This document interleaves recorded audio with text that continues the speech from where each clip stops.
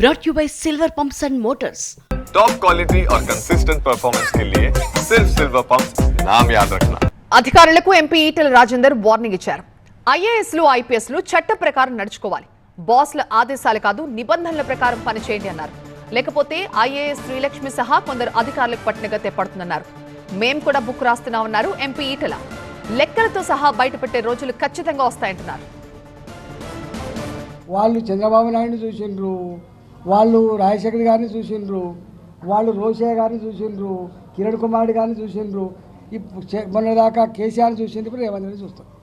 అయితే ఇక్కడ ఇష్యూ ఏంటంటే యథా రాజా తదా ప్రజ.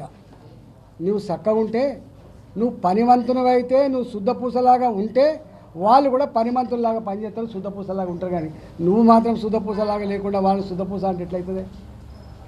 యథా ప్రజా తదా రాజ కాదు సుమా, యథా రాజా తదా ప్రజ. రాజు ఎట్లా ఉంటారో వాళ్ళంటే పనిచేస్తారు.